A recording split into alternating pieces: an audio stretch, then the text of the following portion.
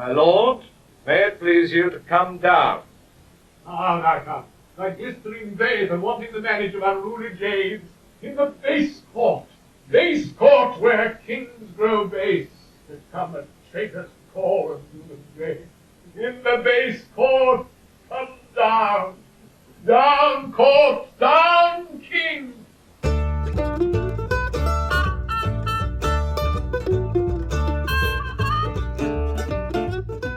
Hello folks, and welcome back to Here Read This. My name's Ash, and today my soul mounts and my eyes shine bright as an eagle's to be talking to you about Richard II by William Shakespeare. That's right, Shakespeare's back. After more than a year, can you believe it, we are back on the Bard at last. And this is official Bard as well, for those unconvinced by the rather bashful, toe-poking attempt I made in attributing Edward III to Shakespeare. And on the subject of that episode, just a quick bit of housekeeping before we get into it. One thing I noticed about the episodes on Edward II and Edward III was that they did end up a little bit history-heavy. I got quite carried away with the medieval's backstory and spent, I think, a bit too much of the runtime on it. It's actually one thing that annoys me about criticism about the history plays is that they spend a little bit too much time working out what really happened and comparing it to what Shakespeare wrote. So I don't want to make that mistake, and since this is a literature podcast, for the remainder of the history plays, I want to put the text centre stage. However, because I find the real Plantagenets fascinating, what I've decided to do as a compromise is to keep the medieval history to a minimum for today and release a separate episode covering the real story of all Shakespeare's kings. So whether you're a history fan or just want to keep track of Shakespeare's source material, keep an eye out for that episode coming soon. It'll be called something like History of the History Plays. As for today, we'll settle for just a very quick catch-up. So, last time on the Plantagenets, we left Edward III at the end of his play having achieved famous victories in France, helped along the way by his son and heir, the heroic Black Prince. Between now and then, 42 years have passed. The Black Prince passed as well before inheriting the throne, leaving his son Richard to take over from Edward III. Richard was duly crowned at the tender age of 10. But at the beginning of this play, he is now in his early 30s. We first see him attempting to settle a dispute between his cousin Henry Bolingbroke and Thomas Mowbray, after Bolingbroke accuses Mowbray of treachery and organising the death of Richard's uncle, Thomas of Woodstock. Richard's two surviving uncles, the last surviving sons of Edward III, are also in the play. They are John of Gaunt and Edmund, the Duke of York. Richard is shown to be proud, somewhat callous, and surrounded by flatterers, something that will seem ominously familiar to anyone who has listened to our episode on Edward II.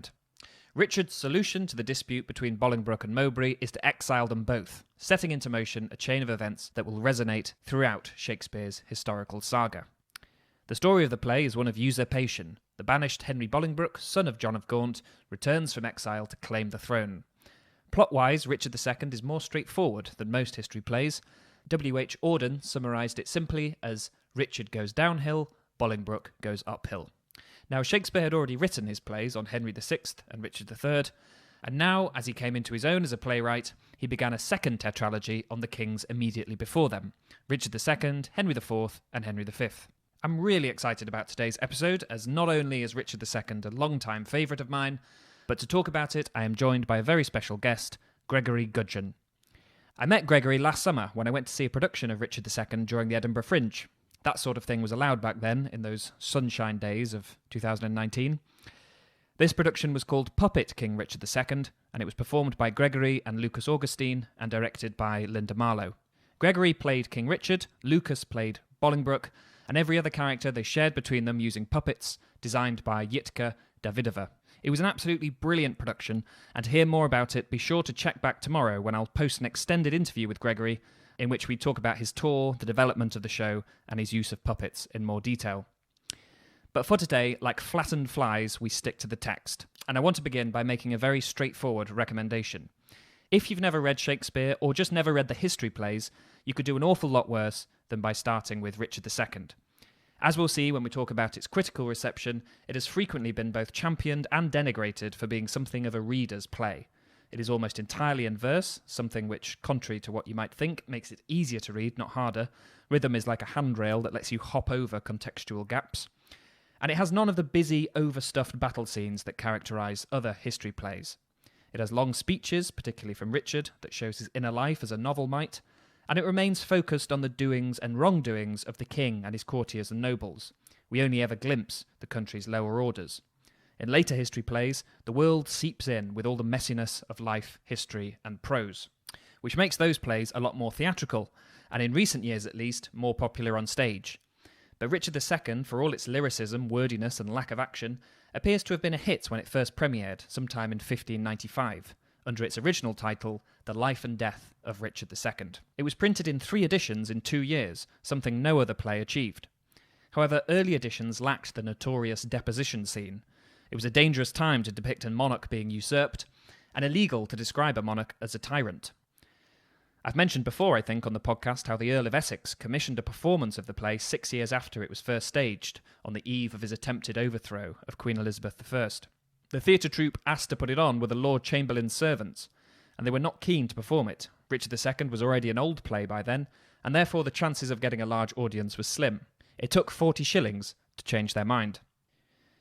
At the time of its first performance, the theatres had been closed for 3 years due to plague, and this was one of the first plays Shakespeare returned with. One rumour has it that Shakespeare himself played Richard II, as well as his earlier king, Henry VI. In 1610, John Davies wrote verses addressed to Shakespeare, in which he mentions how the playwright has played some kingly parts in sport. Richard II looks forward not only to the following history plays and the ones Shakespeare wrote before, but to complex, self-reflective characters like Hamlet. Gregory and I began our discussion wondering what it is about Richard that makes him feel so modern. Now, why is that? That's very interesting. You pick up on that. I think so too. I think in some ways that the state of mind that Shakespeare might have been in when writing that play, you could say it could be similar to the state of mind he's in when he's writing Hamlet. There are maybe Richard, you could say, is like the king that Hamlet might have been had he ever made it to the throne. Insular, very, very heady, with a terrific theatricality, A streak of cruelty, perhaps, and cruelty indeed. Yes, to people close to them. So it is. He's a modern character in a rather old-fashioned chronicle play, speaking in rhyming couplets for a lot of the play, much more than I think any other play. The brilliance of the rhyming couplets, the wit of it, is an insight, I think, to his character, and ties in with things we know historically about him, that he was very influenced by Italy and Italian fashion, and he talks about this terrestrial orb and the world as a globe. And this is hundreds of years before the idea that the world is flat is sort of finally scotched. So his thinking and his education and his sense of life and his place at court and so on are all really very far advanced of any of the other characters. He's sort of head and shoulders, literally head and shoulders, because he was very tall. Apparently, he was over 6 foot and towered over his court, which you did literally. Which was brilliant. Which was easy for me to do because they were all so tiny. Yeah. Richard towers over his subjects in more ways than one. The historic Richard incorporated a sun in splendour as one of his emblems, and the Richard of the play is repeatedly described in association with sun imagery. It had become a commonplace to refer to the king as the sun, and so the downfall of Richard is a true disaster, the word disaster originally meaning to de-star. As king, Richard is seen as the central star in the universe. He is also the last king who can draw an unchallenged line to William the Conqueror. The kings that follow him are all usurpers or sons of usurpers, and as we shall see, each claimant to the throne will in some way have to position himself in relation to Richard. In an attempt to atone for his father's deposition of Richard, Henry V says in his own play that he has had Richard's body interred anew, and on it have bestowed more contrite tears than from it issued forced drops of blood. During the later Wars of the Roses, the Yorkists wore a badge of a sun in splendour, making their claim seem the rightful one by proximity to Richard II. Towards the beginning of our play, when Richard exiles his cousin, Bolingbroke consoles himself by saying, "This must my comfort be, the sun that warms you here shall shine on me," a sentiment that could be read simply as that of a doting subject, or a sly foreshadowing of his own years in the sun, and therefore of Richard's impending doom. The de-starring of Richard is sacrilege, not only for sun worshippers, but because the king was seen as God's counterpart on earth. Archetypally, he's the same age as Jesus. When Jesus was crucified, it's that age that people talk about, 33, that something dramatic can often happen in one's life at that time, and it certainly does to him, because he's bumped off. Richard's fall is portrayed quite literally. Cornered by Henry's forces, he appears high up on the battlements of Flint Castle, and is described by Bolingbroke. See, King Richard doth himself appear, as doth the blushing discontented sun from out the fiery portal of the east, when he perceives the envious clouds are bent to dim his glory and to stain the track of his bright passage to the Occident. In Shakespeare's day, the actor playing Richard, who knows, maybe the writer himself, would have appeared above the action on the landing above the tiring house at the back of the stage, the same area used for Juliet's balcony. His subsequent descent furnishes Richard with some characteristic melodrama. Down, down I come, like glistering Phaeton, wanting the manage of unruly jades. Phaeton, of course, being the upstart son of the sun god in Greco-Roman mythology. Phaeton overreaches himself by insisting he ride his father's chariot, which he loses control of, destroying himself and scorching the earth. The comparison is apt, as according to C.W.R.D. Moseley, in Richard II, the fall of Richard is seen in terms of the sun being cast out of his sphere. For is not the sun the king of planets, and would not his gall be literally cataclysmic? This cataclysm upsets the natural order, and the world is thrown into chaos and civil war. The Elizabethans were particularly sensitive to the threat of civil war, and frequently descriptions of cataclysm were accompanied by imagery of brother turning against brother, father against son. Richard himself says at the beginning of the play, "Our eyes do hate the dire aspect of civil wounds ploughed up with neighbour's sword." This horror might be somewhat hypocritical on his part. The dispute between Bolingbroke and Mowbray at the start of the play centres on the death of Richard's uncle, Thomas of Woodstock, and whether or not Mowbray had him murdered. An element of political euphemism is added to this scene when it is taken into account that Richard himself was quite likely to have ordered the murder of his uncle. I'm hoping we might get to dig a little bit more into this and look at the anonymous play Thomas of Woodstock, also called, tantalisingly, Richard II, Part 1. I don't know, it might have Patreon episode written all over it. Whether he began the rot or Bolingbroke did, Richard's downfall is associated with catastrophe. Even a bad king is a king, and even when it is only thought he is dead, apocalypse beckons, as one captain fearfully accounts. The bay trees in our country are all withered, and meteors fright the fixed stars of heaven. The pale-faced moon looks bloody on the earth, and lean-looked prophets whisper fearful change. When former friends turn on each other, they do so in the language of cosmic chaos. I task the earth to the like, forsworn or merle, and spur thee on with full as many lies as may be hollered in thy treacherous ear from sun to sun. There is my honour's pawn, engage it to the trial if thou darest. Here we have civil war in microcosm, and similarly, at the end of the play, in a strange comic coda, we see the Duke of York attempt to have his own son executed for treachery. What is clear from this is that once the universe is disordered, so are its subjects.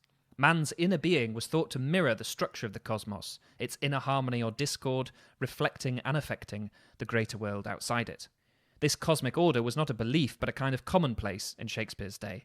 It was based on ideas of Ptolemy, but some of its intricacies are mapped out here by Ranulph Higden, writing in the 14th century.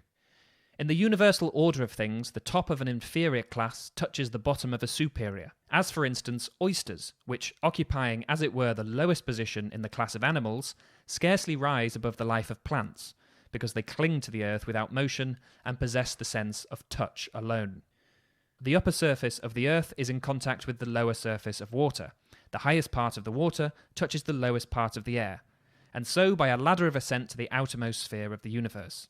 So also the noblest entity in the category of bodies, the human body, when its humours are evenly balanced, touches the fringe of the next class above it, namely the human soul, which occupies the lowest rank of the spiritual order. For this reason, the human soul is called the horizon or meeting group of corporeal and incorporeal, for in it begins the ascent from the lowest to the highest spiritual power.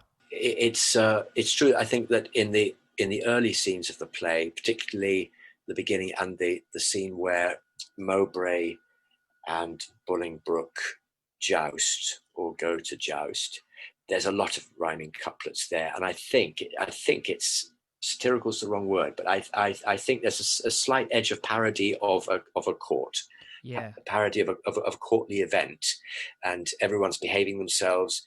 Everyone's sort of turning their legs out to show their nice lines and their stockings and their Yeah. whatever they were, and everyone's behaving, and that heavy behavior of the court is what has to break down for the play to achieve its tragic conclusion, its catharsis. Everything has to break down. It rains a lot, I think, at times, and everything breaks down, and not just one castle falls to Bolingbroke, but they all fall to Bolingbroke, and young and old turn from Richard to it's epic, his failure. So the court and the courtly rhyming couplets all have to sort of go until at the end, in the great long speech, "Thus play I in one prison many people," it's blank and full of shorter and longer lines. Yeah. More like thinking. Yeah. So the actual structure of the poetry of the play, in other words, starts as a very, very perfect example of rhyming couplets, a chronicle in rhyming couplets, and by the end of the play has sort of, like the history, become anarchic, and dangerous, unpredictable, and not stately. Not stately, human and individual. I used to think that Hamlet is the play, it's the Renaissance play that delineates the individual. But you could make a similar argument for Richard II as well. Yeah, it works. So I think it lines up with the sort of the change in the verse brings you right to the present tense. If you rhyme too much, and if you sound very structured, and in that maybe semi-burlesque way of a court, you don't really sound like you're in the present tense, because you don't sound like you're thinking as much. You sound, the character sounds rehearsed, never mind the actor. Whereas at the end, he does sound like every droplet in that cell is happening around. It's happening right there and then, and in front of us. I so love that scene, and I so loved where we played it in Brighton. We played it in a cellar, actually an outdoor yard, really, but it had a coal hole at the end of it, and it was very dank and mossy, and it felt just right for that realization of this echo homo. This is the man.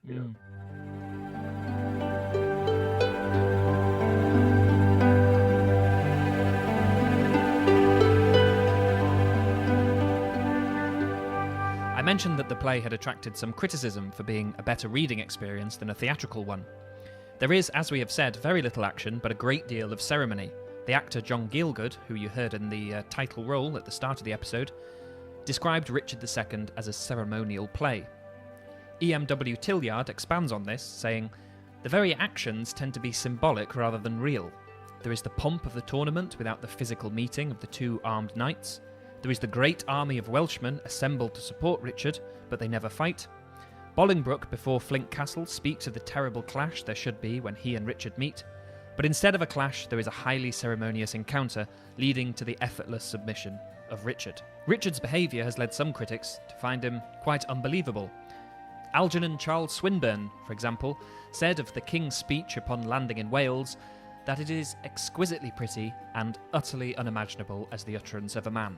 Other critics are firmly in the reader's camp, and while they agree that the language is exquisite, that leaves them to believe actors can only bugger it up. In a delightfully insulting review from 1815, William Hazlitt writes that the representing of this play, even by the best actors, is an abuse of the genius of the poet.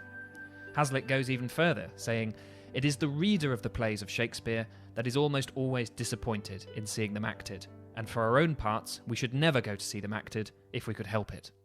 The Richard he refers to was played by Edmund Kean, thought to be the greatest Shakespearean actor since the playwright's own time. But Hazlitt despairs at Kean's passion and energy in the title role, and goes on to say that while Mr. Pope was respectable in John of Gaunt, Mr. Holland was lamentable in the Duke of York, and Mr. Elliston indifferent in Bolingbroke. So why, we might ask, is this play so writerly? After all, Shakespeare wasn't just starting out, so we know it's not a case of a young poet who is awkwardly adapting his verses to the stage. From what we can see, Shakespeare's first plays didn't suffer from that sort of puberty anyway. From the bloody havoc of Titus Andronicus, the battles of the Henry VI trilogy, and even the farcical action in Comedy of Errors, it clearly didn't take the playwright long to write physical drama into his productions. Perhaps the play is more poetical because Shakespeare was coming back from a 3-year hiatus from the stage, and in that time he had turned to writing poems like Venus and Adonis. Speculation about why the play is more lyrical can lead to interminable and useless discussions about whether or not Richard II is a major or minor entry in the writer's canon, and also to a kind of condescension particular to Shakespeare commentary. It is quite remarkable how many critics can hold Shakespeare as an unparalleled genius and in the next breath fondly reprimand him for some teenage whim. I think it's fair to say that the focus on language throughout Richard II is quite deliberate and not some indulgence of a poet yet to realise he is now writing drama. The plot turns on language. Richard is stunned at the sudden inability of the king's word, which effectively is the word of God, to slow or halt action against him. In his famous speech, he lays bare his helpless dependence on words with absolute clarity. Let's talk of graves, of worms and epitaphs. Make dust our paper and with rainy eyes write sorrow on the bosom of the earth. W.H. Auden finds it appropriate that a stagnant monarch like Richard would have an affinity with language, saying that language, like any other creature, wants to be autonomous, to go its own way. Left to itself, it wants beautiful sounds and intricate rhetorical patterns. It is also conservative. It does not want to change a pattern that works well, and it is threatened by emotions and ideas that are too strong, too disorderly, or too new for tidy expression. Language is the enemy of action. If language had its way, action would stop, and man would exist in a lyrical trance. Richard exists in just such a trance, luxuriating in language, and his manner of speech, while he is assured of his rule, or at least his role, is highly patterned, and often characterised in Tilliard's nose-wrinkling phrase by frigidly ingenious couplets. This king, who, as Auden says, is more interested in the idea of kingship than in ruling, has paid a lot of critical attention to his affectations. It has resulted in a conservative pattern, often exquisite, always stately, but one which smacks of rehearsal. Speaking in rhyming couplets does take some forethought. Later, when Richard's role is taken from him, and when he can no longer rest on thought contented, he has to improvise. Alone in his cell, his final speech is born of still-breeding thoughts, which when he tries to hammer out, are still exquisite in their way, but not stately, and much more varied in their rhythm. The thought units sometimes end in the middle of an unrhymed line. The rhythm is varied, giving the effect of a dislodged identity.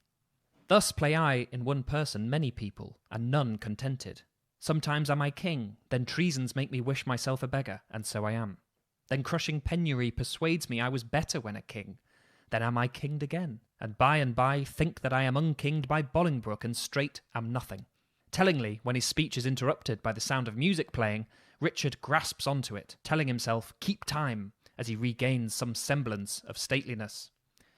How sour sweet music is when time is broke and no proportion kept.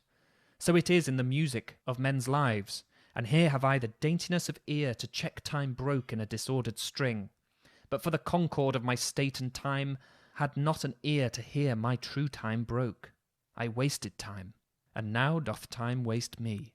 I've seen some versions or some readings where he really comes off like a very sort of modern type of narcissist or sociopath even, someone who plays at being something more than they actually do it or care about it, which seems very contemporary, like a Wall Street predator or a president, you know, someone who's successful at what they do because they don't care and because they're good at playing it rather than someone with no apparent morals or no apparent belief system, except that he's very convinced of his divine right.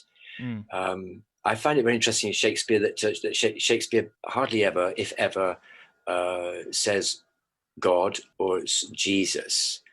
In Richard's case, it's heaven. The divinity is indicated by a place or the celestial sphere rather than an entity. Where am I going with this? but what he believes is right and proper or good or bad, that doesn't sort of come up. He's an opportunist, and he seizes John of Gaunt's belongings very, very quickly, to audible gasps from other characters in the scene. That would be the good old Duke of York. It is Richard's seizing of John of Gaunt's title and lands that triggers Bolingbroke's return. Though at first he only appears to want to reclaim his land, his project escalates to taking the throne. It is interesting to see how land is venerated throughout this play and the histories. Although Coleridge said the spirit of patriotic reminiscence is the all-permeating spirit of this drama, John of Gaunt's famous speech crescendos in a misty-eyed hymn that goes further than nationalism, reaching a sort of every field and hedgerow type idolatry. This royal throne of kings, this sceptred isle, this earth of majesty, this seat of Mars, this other Eden, demi-paradise, this fortress built by nature for herself, this little world, this precious stone set in the silver sea, this blessed plot, this earth, this realm, this England. E.M.W. Tillyard has suggested that throughout the history plays, the true protagonist is England herself. It's her welfare hanging in the balance of all this rot and political upheaval, and she is often addressed directly. When Bolingbroke is exiled, he parts with his country in high emotion. Then, England's ground, farewell, sweet soil, adieu, my mother and my nurse that bears me yet. In the cosmic order, an ill-starred king was associated with droughts and sickness in his realm. We have seen already how easy it would be to subscribe to this idea, given that a terrible famine marked many years of Edward II's reign. Richard actually uses this notion as a threat, saying that since he is under attack, his tears will lodge the summer corn and make a dearth in this revolting land. This is the high-minded sulking of an outrageous hypocrite. It is Richard who has been left in charge of England, and he who is responsible if the country runs to waste. For if England is a sea-walled garden, then Richard is its gardener, and he has failed to prune the noisome weeds and the caterpillars of the Commonwealth, his three chief flatterers, usefully named Bushy, Bagot, and Green. Bitterly, John of Gaunt says of this other Eden that it is now leased out like to a tenement or a pelting farm. Landlord of England art thou now, he tells Richard, not king. This is imagery that harks back to Ovid and the Golden Age, a fruitful land, a paradise for humankind that through their bad gardening becomes a farm. The Elizabethan age was one of green desire, or furor hortensis, garden madness. In an increasingly cosmopolitan London, Elizabethans lived among immigrants who brought plants and flowers back from their homelands. It was a taxonomist's wet dream, and new discovered plants were sometimes given multiple names out of sheer green exuberance. Sir Walter Raleigh brought potatoes and tobacco from the New World. Both would prove lastingly popular, but were dull in comparison to the rare and exotic flowers of the Far East, which wealthy London merchants would track down with the help of specially hired agents. We can tell from the proliferation of references in his plays that Shakespeare was au fait with idiomatic vegetable properties. And in Richard II, a gardener plans a bank of rue, the herb of grace, in remembrance of the weeping Queen Isabella. According to Esther Singleton, the Elizabethans enjoyed their gardens and used them more than we use ours today. They went to them for recreation, renewing of body and refreshment of mind and spirit.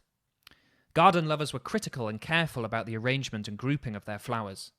Today we try for masses of colour, but the Elizabethans went farther than we do, for they blended their hues and even shaded colours from dark to light. The people of Shakespeare's day were also fastidious about perfume values. We have altogether lost this delicacy of gardening. The gardeners we see in the play go about their business as the Queen Isabella speaks of her grief at the state of her king and country. In not very disguised parallels, the gardeners tend to their blessed plot as Richard should to his. Go bind thou up young dangling apricocks, which like unruly children make their sire stoop with oppression of their prodigal weight. Go thou, and like an executioner, cut off the heads of too fast-growing sprays that look too lofty in our commonwealth. Richard, the bad gardener, is eventually ruined by the too fast-growing sprays he lets grow amok. When he says at the end of the play that he is wasted, he could just as easily be describing his land. It is a downward direction, all the way. And at the beginning of the play, he's at the height of courtly sort of power. That's right. And then you see him making one mistake after another in a sort of rather increasingly doom-laden way. But he always believes that he's doing the right thing, and it's going to work out well. Yeah. I was going to ask you about the doom laden, because it's full of grief and doom from kind of all quarters. Tears, yeah. Yeah, and I was going to ask you whether you thought there was another source of that grief and doom-like feeling other than the obvious, Richard's downward trajectory, because he seems to sort of. I know historically there are more reasons for it, but in the play he almost gives in a bit quick in, landing back from Ireland. He goes down. I mean, he regains a bit of nerve afterwards, but he's quite quick to go, oh well, all is lost. Yeah. There's that big scene on the greensward where Henry Bolingbroke is on the green with an enormous army, and Richard is it Berkeley Castle, with a few loyal courtiers and soldiers. I think he's already dismissed his army. For God's sake, let them go to ear the earth, that have some hope to grow, for I have none. And then later, about in Act 4, is the deposition scene, and he's still in charge. The scene is so strong, and he's so powerful at it, and he's so imaginative about what life's going to hold for him, and so theatrical about portraying this in every uncomfortable detail to all of the opportunistic enemies that now face him. It's almost as if it's been worth it for this drama queen scene. Yeah, absolutely. He's going to enjoy this more in a way than remaining king with all its boring accompanying responsibilities and so on. Actually, maybe it's more fun. Maybe this is I'm going to go down howling. I'm going to have the best exit of any monarch agree. ever. Yeah, I've always I wouldn't have been able to put it that well, but I've always got that kind of, and I think that's another modern thing. That immediately reminds me of something, I don't know exactly who, but something like, a kind of financial district baddie, Enron type people who were doing awful scams, and by the time they come down, they almost sound relieved, whether they're living these horrible sort of Wolf of Wall Street type lives, and you can almost see it in their faces, like, it's actually not as bad as I was expecting. I'm not going to be electrocuted. I'm going to have a very comfy 3 year, something like that. Like it was worth it for the spectacular downfall. And then I'll be out, and then I'll go to India and study yoga, and I'll, find what I've always wanted, my inner self, and, having wreaked havoc for millions of lives. They'll redeem themselves somehow. I was about to say that's not true for Richard, because he's just going to get murdered in a cell, but actually it is. He's going to mount and move on. As far as he's concerned, he is off to the great yoga class in the sky. Is he a tragic character who doesn't quite deserve a tragedy?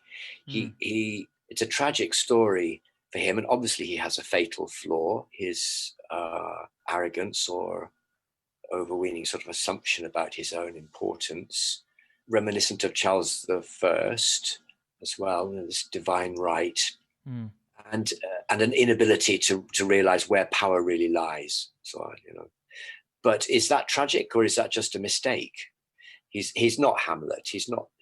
It doesn't go as far into himself as Hamlet, and the play doesn't go as far into his psychology as Hamlet. The play goes into Hamlet's psychology. Yeah. They're quite different.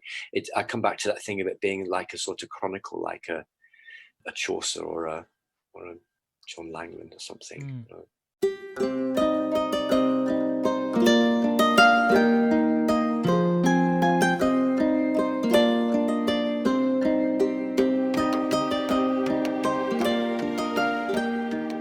As we've seen, a common thread in Richard II criticism is that the play's lyrical nature renders it undramatic. Dr. Johnson said it lacked the happy force of some of his other tragedies and didn't much affect the passions or enlarge the understanding. Though it could be argued that staging even a bloodless deposition could strike a nerve, and not just in Shakespeare's own time. In 1681, Nahum Tate, the man who notoriously rewrote Shakespeare's King Lear with a happy ending, had his production of Richard II cancelled. Once again, the depiction of a monarch deposed was sensitive material, this time with the Civil War in recent memory. Since Richard II was banned, Tate took it upon himself to steal it back on stage under an assumed name. The Sicilian usurper was essentially still Richard II, only with Italianised names. The authorities weren't fooled, though, and Tate was banned again. He consoled himself by saying that though it was forbid to tread the stage, his play might survive in print. As a character, Richard has often been written off as simply effeminate, foolish, feckless, and weak. Perhaps this is due to some similarity to his great-grandfather, Edward II. But Richard has more to him than that, and stands out from the other kings by being more self-reflective, smart without being cunning, and though unwise, able to express a sort of truth. As Edward Dowden says, he has a kind of artistic relation to life, without being an artist. One of the interesting, and I would say dramatic, contradictions in Richard is that, though he proudly affects being king, he is yet unable to stop or even slow down his undoing. Dowden goes on to say that life is to Richard a show, a succession of images, and to put himself in accord with the aesthetic requirements of his position is Richard's first necessity. He is therefore a king who feels he is at the mercy of events he could in fact influence or even control. We see this as things begin to look promising for Bolingbroke, but not yet cataclysmic for Richard. He all too easily goes to pieces. Having just stoutly announced that heaven guards the right, upon then hearing he has lost 12,000 men, Richard immediately pales and despairs. All souls that will be safe fly from my side, for time hath set a blot upon my pride. It takes Ormerle's nudging of Richard, remember who you are, for the king to gather himself. Awake, thou coward majesty, thou sleepest. Coleridge diagnosed Richard as suffering from a constant overflow of emotions and a total incapability of controlling them, which results in a waste of that energy which should have been reserved for actions, but has been spent in the passion and effort of mere resolves and menaces. The consequence is moral exhaustion and rapid alternations of unmanly despair and ungrounded hope, every feeling being abandoned for its direct opposite upon the pressure of external accident. When Richard is brought low, he all too quickly embraces it, becomes the beggar, and lords his own pain.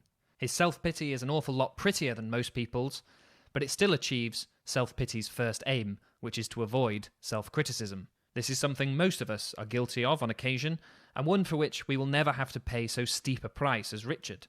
But despite this aspect of the king, which if not universal, is at least quite recognisable, critics have often refused to dredge up any sympathy for Richard. As Charles Edward Montagu says, the general judgment on the play reads as if the critics felt they would be only encouraging Richard if they did not assure him throughout the ages that his poetry was sad stuff at best. It's no excuse, one seems to hear them say, and serve you right, you and your poetry. W.B. Yeats agreed that Richard has been effectively bullied over the centuries for being sentimental, weak, selfish, and insincere. His opinion of these critics was that they took the same delight in abasing Richard II that schoolboys do in persecuting some boy of fine temperament who has weak muscles and a distaste for school games. Is he a sad clown?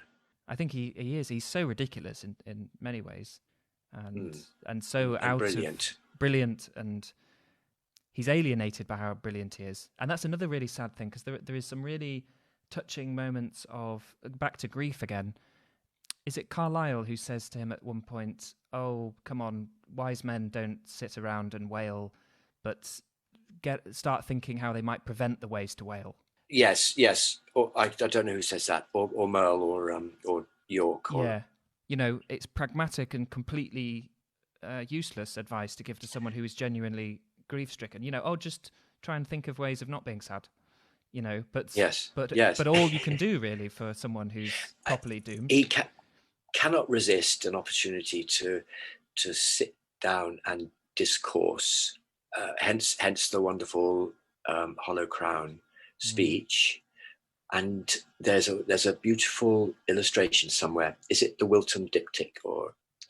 Yes. Where is it where the court, Richard and the court are seated and they're listening to Chaucer, and Chaucer is the court poet, and Chaucer's reciting or reading something of his, and I always have that in my mind when that scene comes up. Even in the midst of disaster, he'd rather make a speech. He'd rather have something to say. Historically, it makes sense that Richard II is more of an artist than other kings, as he was living in a time of medieval refinement. Chaucer, who was a young poet in Edward III's court, wrote some of his most famous works during the time of King Richard.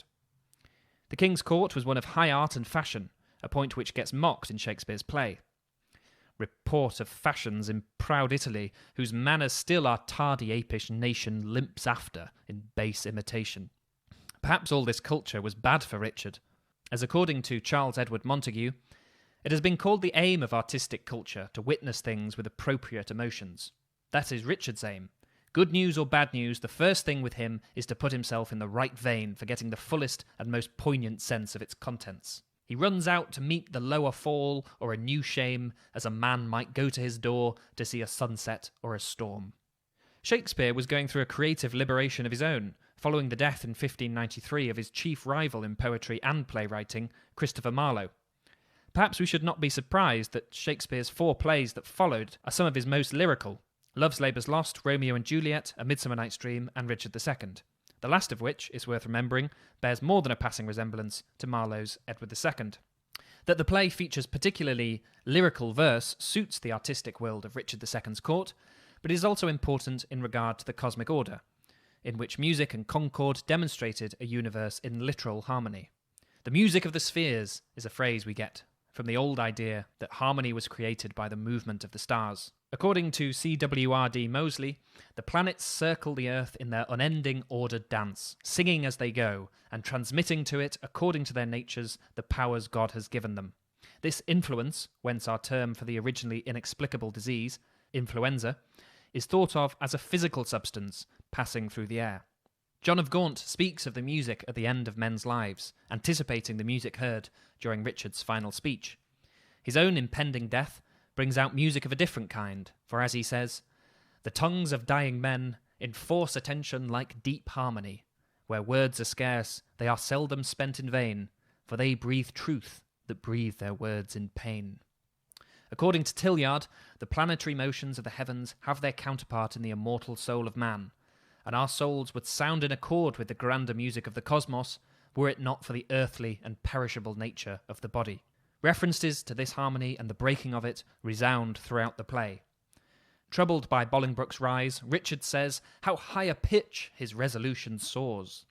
And when Mowbray is banished, what seems to hurt the most is losing the ability to make music.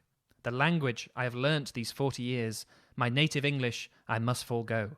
And now my tongue's use is to me no more than an unstringed viol or a harp, or like a cunning instrument cased up within my mouth, you have enjailed my tongue. Richard's tongue, enjailed at the end of the play along with the rest of Richard, commands the music he hears to stop. It signals that the king has woken up from his lyrical trance and is ready to meet his fate. This music mads me, let it sound no more, for though it have holp madmen to their wits, in me it seems it will make wise men mad. When do we see the inner life? For me, it's pretty much at the end of the play. Yeah. In one of the very longest speeches in Shakespeare, I have been studying how I may compare this prison where I live unto the world, and for because the world, there's no because, and for the world is populous. And here is not a creature but myself. I cannot do it, yet I'll hammer it out. And he talks about the functioning of his own mind, and shows you how split he is and how his thoughts lead him in lots of different directions. And he's in a cell basically waiting for fate to come and let him escape or finish him. I think underneath he probably knows he's not going to survive. The shadow of your sorrow hath destroyed the shadow of your face, says Bolingbroke to Richard. We have discussed in a previous episode the significance of shadows and shades in Shakespeare's writing, and players were sometimes called shadows or phantoms. Richard, who, as we have seen, is a great king performer, if not a great king himself, seems to intuit that he is somewhat unsubstantial. Oh, that I were a mockery king of snow, standing before the son of Bolingbroke, to melt myself away in water drops. In a famous moment during his deposition, Richard calls for a mirror, saying with disbelief, "Was this the face that like the sun did make beholders wink?" before shattering the glass. His tragedy is that of someone who, in a quite basic way, is not very serious. As Edward Dowden asks, Into what glimmering limbo will such a soul as that of Richard pass when the breath leaves the body? The pains of hell and the joys of heaven belong to those who have serious hearts. Richard has been a graceful phantom. He has a lot of people around him to tell him how to feel and how to be and how to think. He's always being advised in loquacious, overbearing terms, sometimes, including by the Queen, who is historically an infant at the time, not in the play, but historically, she was very much younger than him. Very wise infant. Very, very wise. Yes, a wise child, a beautiful character, really. We were very lucky to have our puppet maker create a puppet that was equal to Richard for the Queen. Yeah. Because she doesn't have a lot to do, but she grows enormously in the play. She has a really rich inner life. She really talks a lot about what's going on inside her in trenchant and tragic terms. She's as lachrymose as he is, but she really hones in on what's causing her grief. And then suddenly there's a rebellion, and she says, "That's it. I know why I'm feeling like this." And then at the end of the play, she's still trying to hearten him and refusing to go and be a nun in France. Yeah. And that's the tragedy. I think her story, in a way, is the tragedy of the play. Yeah. And that they only realize at the very end how much he's loved. Where are we left at the end of Richard II? England survives, but a world and an old order has been lost. As E.M.W. Tillyard says, in Richard II, it is the old brilliant medieval England of the last Plantagenet in the authentic succession. In Henry IV, it will be the England not of the Middle Ages, but of Shakespeare himself. The work of the play, Tillyard goes on to say, has been in proclaiming the great theme of the whole cycle of Shakespeare's history plays. The beginning in prosperity, the distortion of prosperity by a crime, civil war, and ultimate renewal of prosperity. It might have shown the old brilliant medieval England, but there was plenty for Elizabethans to recognise in Richard II. The Queen herself famously said, "I am Richard II, know ye not that?" The comparison is astute, as Nicholas Brooke has written. It is a curious self-division that Shakespeare portrays. That Richard looks like a king but doesn't have the spirit of one is the opposite of Elizabeth's claim to have a man's spirit in the body of a woman. Kings were thought to have two bodies, one private and mortal, the other divine and immortal. Today we have come across a few old beliefs that have passed into idiom, and the idea of the king's two bodies is another. Long after there was widespread belief in the two bodies of the king, Coleridge referenced the idea beautifully. I respect a man while, and only while, the king is translucent through him. I reverence the glass case for the saint's sake within. Except for that, it is to me mere glazier's work, putty, glass, and wood. And I think that's a good place to leave things for today, an exquisite turn of phrase ending on a line that aptly describes the king who wears the hollow crown, one who fears he perhaps is merely putty, glass, and wood. As I said at the top of the episode, do check back in tomorrow where I'll be posting an extended interview with Gregory. Huge thanks to him for joining me today. And I really hope you enjoyed the episode. If you'd like to get in touch about anything to do with Richard II or anything else, you can email me at earreadthis@gmail.com. Find us on all the social medias, earreadthis for all of them, I think. And if you'd like to support the podcast, you can check out our Patreon page at patreon.com/earreadthis. I'll be back tomorrow with more of a chat with Gregory, and until then, happy reading.